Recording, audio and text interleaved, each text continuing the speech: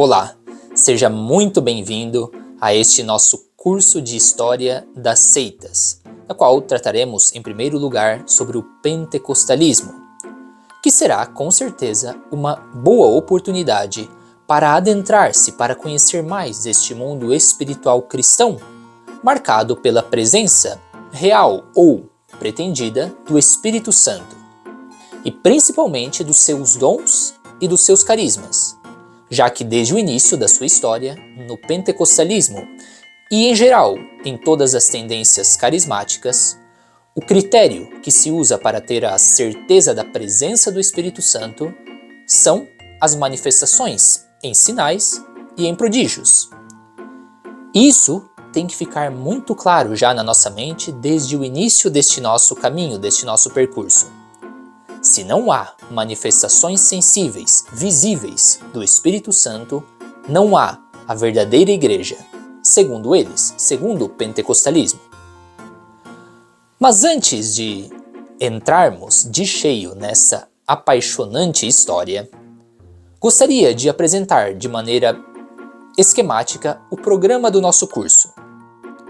Os recursos que utilizei para prepará-lo, os livros que usei, deixarei em PDF num grupo do Telegram que estará num link aqui abaixo deste vídeo para que vocês possam entrar e baixar. Infelizmente, a maioria está em inglês, mas nada que um copia e cola para o Google Tradutor não resolva. Então vamos lá. O nosso curso estará dividido basicamente em 4 partes. Primeiro, na primeira parte, faremos uma breve introdução, na qual eu apresentarei as origens mais remotas do pentecostalismo, que afunda suas raízes, claro, muito remotamente, na Reforma Protestante do século XVI, mas menos remotamente no século XIX, nos movimentos Holiness e em denominações protestantes como os batistas e os metodistas.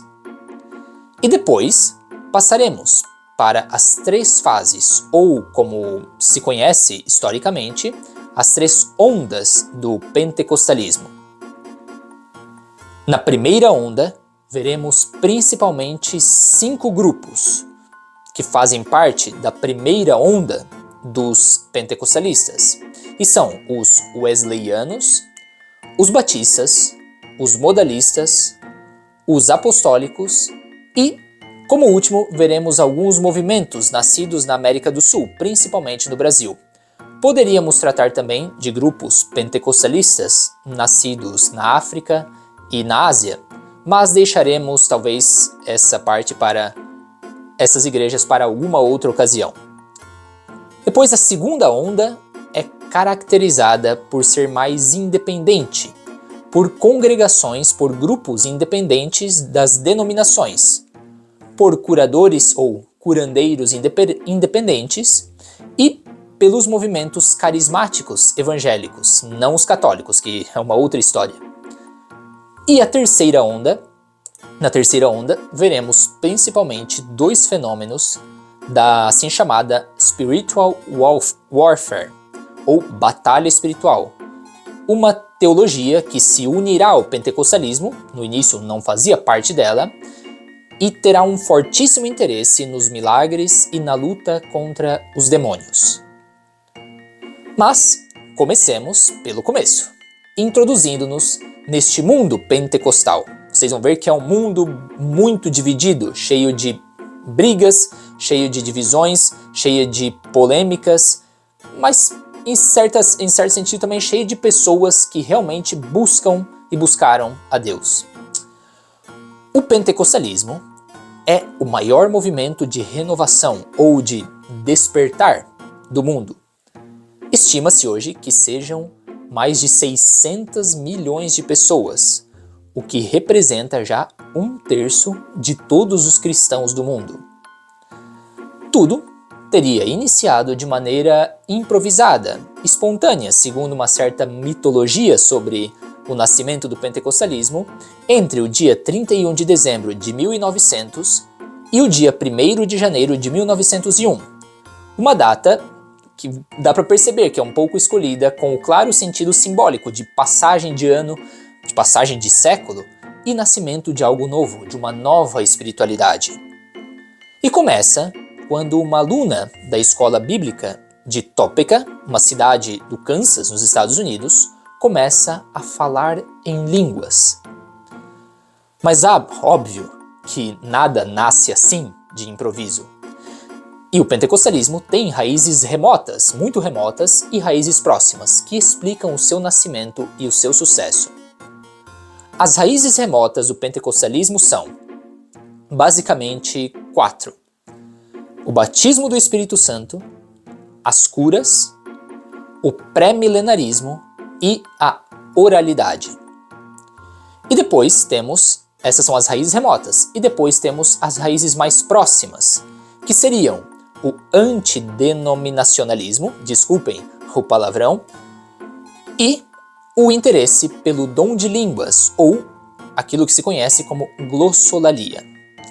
Vejamos um pouco o que são cada uma dessas raízes. Comecemos primeiro pelas raízes remotas e depois passemos para as raízes próximas, para entender como nasce o pentecostalismo, já que não nasce assim de uma hora para outra. Bom, a primeira das raízes remotas é o batismo do Espírito Santo, e tem a sua fonte no movimento Holiness, com o qual o pentecostalismo tem fortes laços. O movimento Holiness, ou de santidade, nasce dentro do metodismo de John Wesley e vê no batismo do Espírito Santo o ponto de partida para uma vida renovada de testemunho do Evangelho. Seria uma espécie de segundo batismo, pelo qual o adepto alcança uma vida mais alta, mais perfeita, mais santa do que aquela do cristianismo convencional, que na época do desenvolvimento do movimento Holiness era acusado, o cristianismo convencional, de não ter sido capaz de evitar a guerra civil nos Estados Unidos. Então, um cristianismo corrompido, um cristianismo que já não consegue cumprir a sua missão. E seria necessário, então, receber o batismo do Espírito Santo para ter um cristianismo puro, elevado. A segunda raiz remota consiste no interesse pelas curas e por outros sinais da presença do Espírito Santo, como profecias, a famosa experiência de repousar no Espírito Santo, Slain in the Spirit em inglês, e era inspirada, esse interesse pelas curas é inspirado por anteriores movimentos, principalmente pietistas e até mesmo jansenistas, que falaremos o que são esses movimentos nas próximas aulas. Alguns personagens particularmente interessados nas curas eram John Alexander Dowie, um pregador de origem escocesa que funda em 1896 a Christian Catholic Church e em 1901 chega a fundar uma cidade, Zion City, em Illinois, que chegou a ter até 6.000 pessoas. E a cidade estava totalmente centrada na espiritualidade da cura. A cidade e a vida espiritual de Dowie geram muitas críticas e controvérsias na época, tanto que um jornalista irlandês escreve sobre Dowie o seguinte: o único elemento incompreensível no gigantesco sucesso de Dowie é o luxo pessoal em que ele vive, e a sua soberba recusa, ao mesmo tempo, em prestar contas de qualquer uma das somas de dinheiro que lhe foram confiadas. Seus cavalos valem uma fortuna por si só. Suas carruagens são adornadas com brasões. Diz-se que a sua esposa se veste com magnífica extravagância, com a extravagância de uma imperatriz. Quando ele viaja, cercado por um pequeno exército de servos, o profeta da humildade e da abnegação tem um trem especial fretado só para ele. E sempre que os fardos espirituais tornam-se um peso muito grande, há uma encantadora residência de campo que lhe pertence, na qual ele pode se retirar do clamor e dos apelos inoportunos dos fiéis pedindo por mais curas. Leio esse pequeno trecho, essa crítica feita por um jornalista, para que nós nos demos conta que vai ser muito típico que essas congregações, que essas pequenas igrejas cristãs recebam muito dinheiro, doações dos fiéis, e que, em alguns momentos, alguns pastores, como acontece até hoje em dia, abusem desse dinheiro e desse luxo que acabam tendo.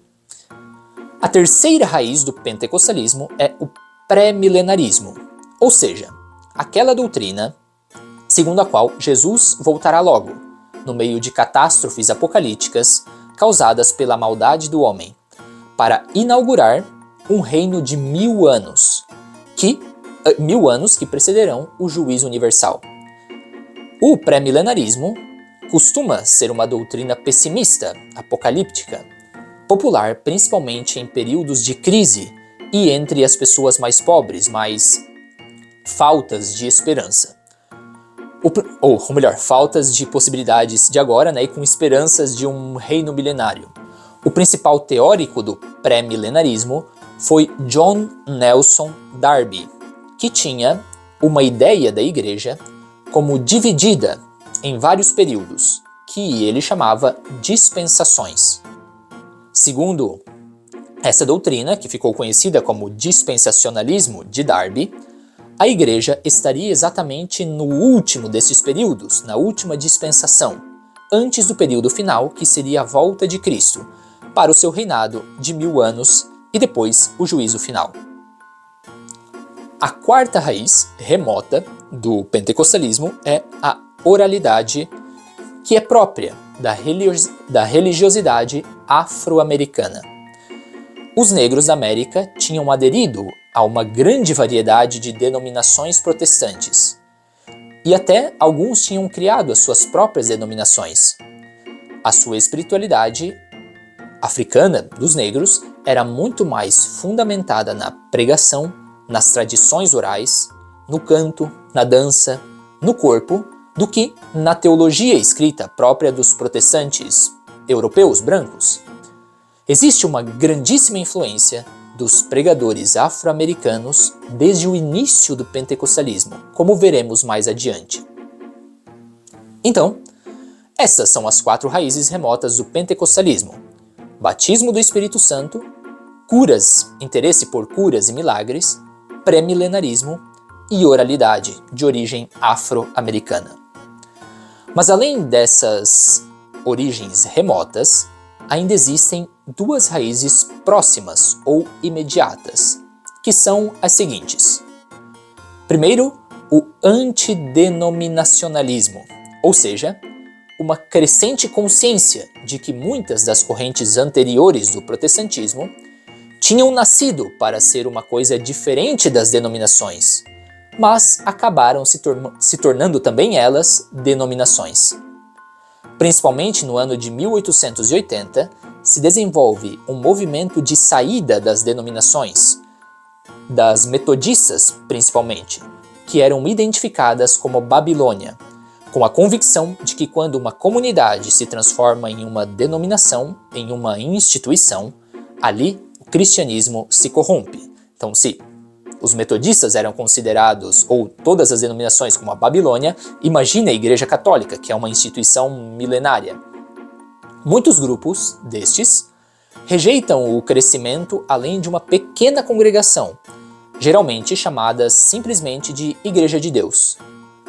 Para não se criarem novas denominações, eles começam a usar então o termo network, redes, pelas quais elas podem se unir a outras comunidades para que não fiquem isoladas, com a mesma espiritualidade, com as mesmas ideias, com os mesmos princípios, mas sem uma ligação institucional com elas, que faria delas uma denominação. E a segunda raiz imediata do pentecostalismo é o interesse pela glossolalia, ou seja, aquela experiência religiosa que consiste em emitir uma série de sons ou palavras que não correspondem a nenhuma língua conhecida. O nosso famoso falar em línguas ou rezar em línguas. E aqui é muito necessário fazer uma distinção entre 2 termos ou 2 realidades que costumam ser confundidas e que de fato foram confundidas nos inícios, nos albores do pentecostalismo. E são os termos glossolalia, por um lado, e xenoglossia, Enquanto a glossolalia é o ato de falar em línguas totalmente desconhecidas, que, a não ser que você tenha o outro dom da interpretação das línguas, você não vai entender, a xenoglossia é o ato de falar alguma das línguas conhecidas por uma pessoa que antes não a falava. Então, por exemplo, se eu de repente começo a falar em alemão, uma língua que eu nunca estudei e não sou capaz de falar.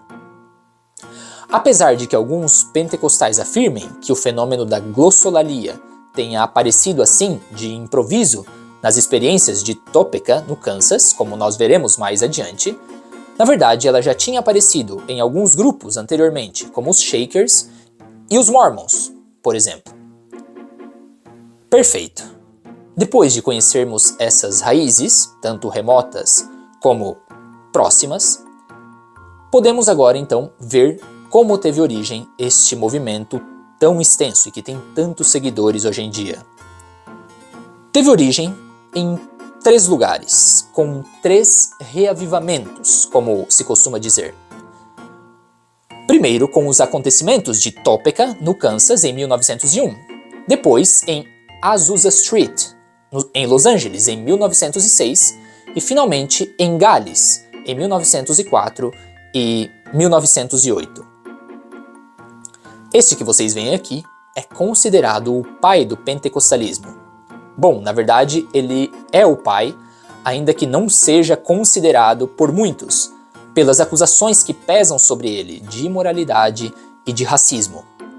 Charles Parham era ex-metodista, que fazia parte daquele movimento Holiness. Originário de Muscatine, no Iowa, tinha sido pastor metodista de Eudora, no Kansas, até o ano de 1895. Naquele ano, se convenceu da ideia de que precisava lutar contra o denominacionalismo, contra as denominações, e fundar comunidades cristãs independentes. Então Parham vai pouco a pouco radicalizando a sua postura em alguns temas da teologia protestante, principalmente influenciado pela sua esposa, mas o foco do seu interesse vai principalmente para as curas milagrosas.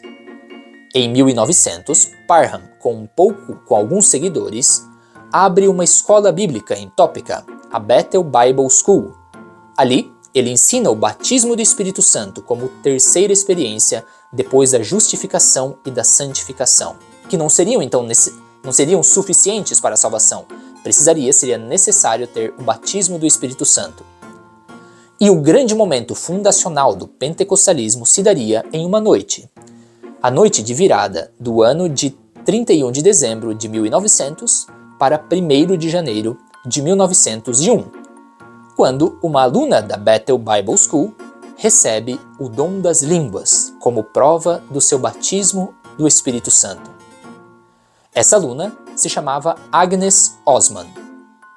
Na verdade, ali houve aquela confusão a que eu fiz menção no início da aula, entre glossolalia e xenoglossia. Porque Parham apresentou o caso de Agnes à estampa aos jornais, afirmando que naquela noite ela começara a falar um perfeito chinês. Porém, ao ser posta à prova em uma atividade missionária entre alguns habitantes asiáticos na Europa, bom, já que você fala chinês, então vai lá evangelizar os chineses na Europa. Se descobriu que aquilo não era chinês, nem aqui, nem na China. E, portanto, não se tratava de xenoglossia, mas, no melhor dos casos, de glossolalia. Em pouco tempo, a fama e o sucesso da escola de Parham vão decaindo e ele decide estender a sua atividade para o Texas. E é ali que acontecerá algo decisivo para o pentecostalismo, que poderia ter se limitado a este pequeno grupo de Parham. E é que, apesar de ser um racista bem convicto, em Houston, Parham aceita, meio de mau grado, que alguns negros assistam às suas aulas bíblicas, meio escondidos, segundo a lenda, meio escondidos atrás de uma cortina para não causar escândalo, confiando em que as suas palavras possam levar o evangelho também aos daquela cor desprezível, segundo ele. Entre os que escutam as aulas de Parham está um batista chamado William Seymour, que é convidado por uma fiel da Igreja do Nazareno a ir pregar em Los Angeles.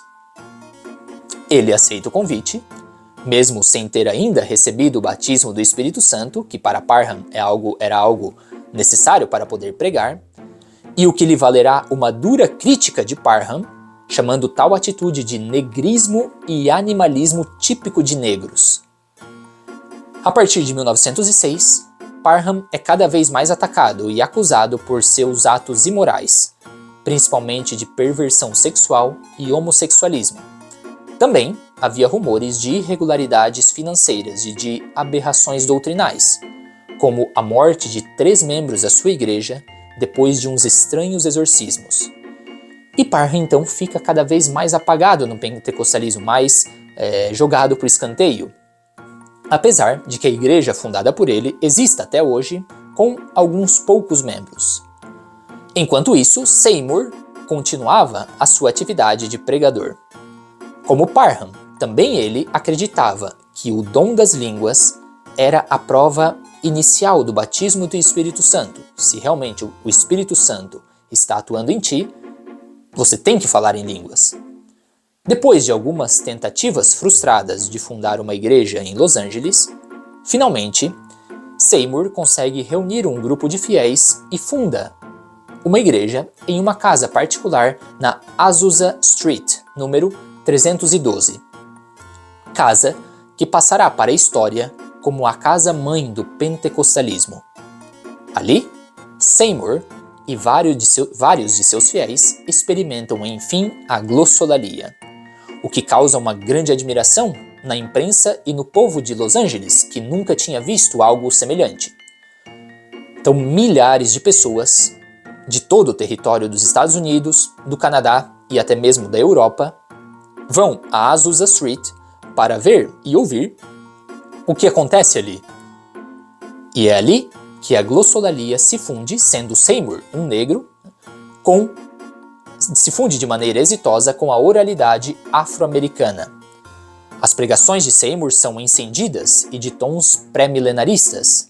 Segundo alguns, esses discursos apocalípticos eram para Seymour e para aqueles de Azusa Street mais importante até mesmo do que o dom de línguas.